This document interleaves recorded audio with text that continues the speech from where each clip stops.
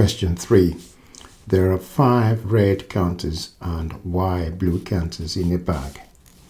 Imogen takes a counter from the bag at random. She puts the counter back into the bag. Imogen then takes another counter at random from the bag. The probability that the first counter Imogen takes is red, and the second counter Imogen takes is red is 1/9. Work out how many blue counters are in the bag. Okay, so we've got a red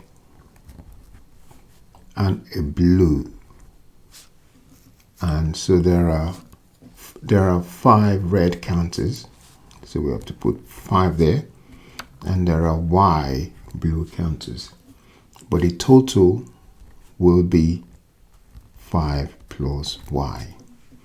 That will be the total. So T for total. 5 plus Y, just add them together. And so now let's go through the elimination process. So we are about to take from the bag. So if we take the first red, so that's red, we would have, because for red is there are 5 of them, so the first one will be 5/5 plus Y, because that's 5. The ratio is going to be 5/5 plus Y. And if we then take the second red, because you're taking 1 and then she put it back in, remember the probability that the first counter Imogen taking is red, Imogen then takes another, she puts the counter back into the bag. So because you put it back into the bag, it's going to be a 5 again over 5 plus Y. But if it wasn't red but it was blue, then blue is Y, so it's going to be Y over 5 plus Y. Okay, so let's say Imogen taking blue out first. So that would be blue is Y, so that would be Y over 5 plus Y. And then from there, she takes a red out. So that would be second one. But then she put it back into the bag with the first blue, so that would be 5, because that's first red, over 5 plus Y. And otherwise, if she takes blue, then that will be Y over 5 plus Y. Because she puts, the first blue was taken and then put back into the bag, so you're starting again from Y over 5 plus Y. So, but now let's see what the situation is. The probability that the first counter Imogen taken is red and the second counter Imogen taken is also red is 1/9. So that means if we go in this path of red, the first red and the second red, that path is going to be 1/9. So what we now need to do is use that path to solve the problem, to find Y, because we need to find Y.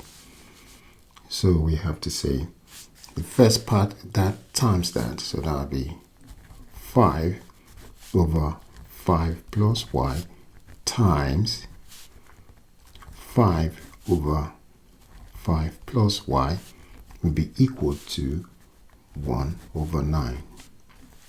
5 times 5 is 25.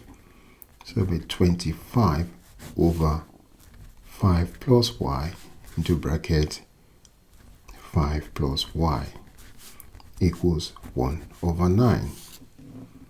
So what we need to do again, cross multiply, will be 25 times 9 will be equal to 5 plus y times 5 plus y times 1. So just because it's times 1, will be the same thing. That times that. So remember the cross multiply. You multiply that with that. You multiply that with that. And so, what do we get from that? Well, 25 times 9. Well, 25 times 10. That's 250 minus 25. That would be 225. And that should be equal to 5 times 5, 25.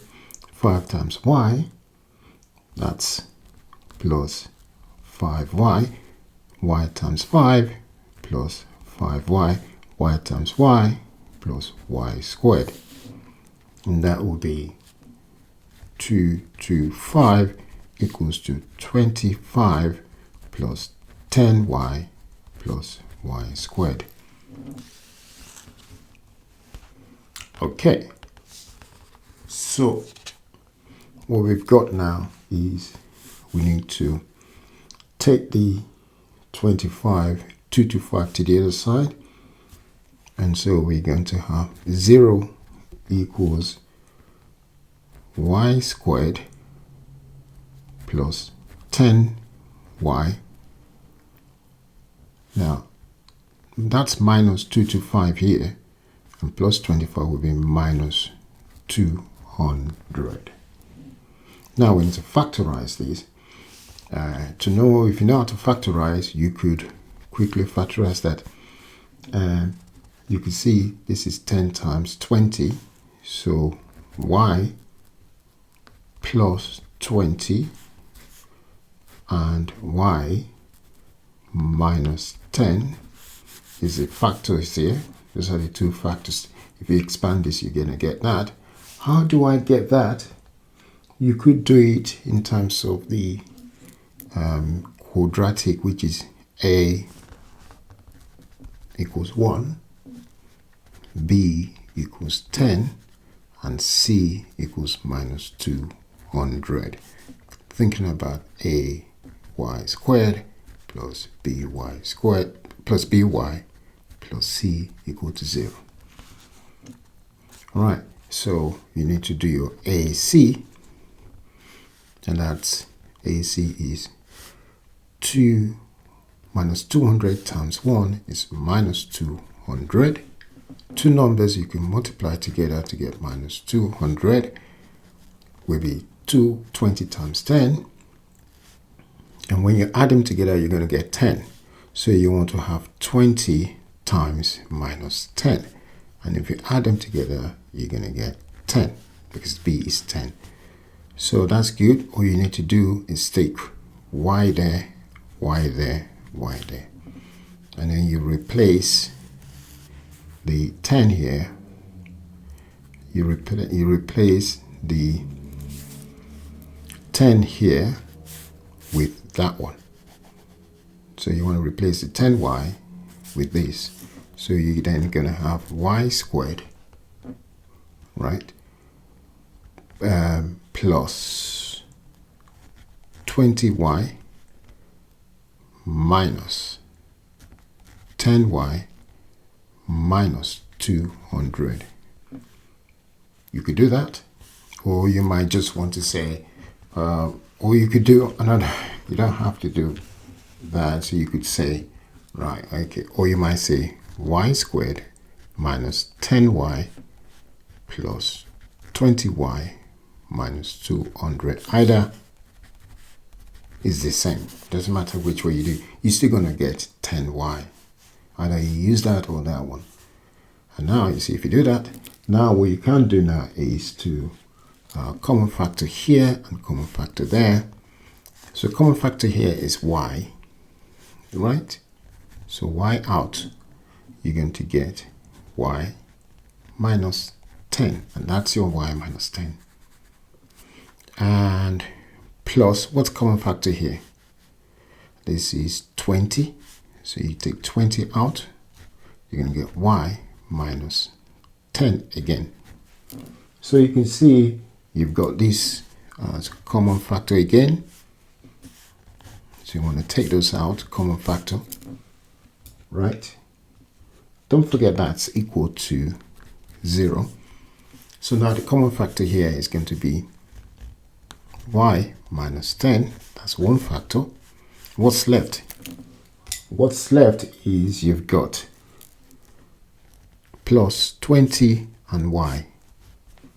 So that'll be your next factor you're going to take out.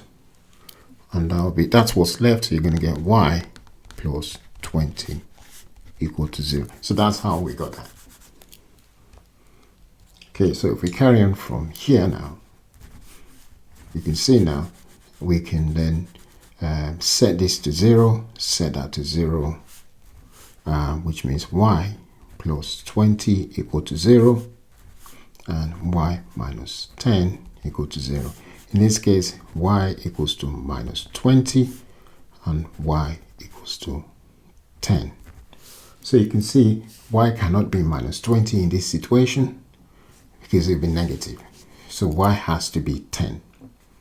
So you cannot, y cannot be negative, as you know that, yes? So y cannot be negative. Y cannot be negative, right? Okay, so at this point, y has to be 10. So we can say it's 10 because the question is asking how many blue counters are in the bag. So blue is y, so therefore the blue counters in the bag is 10.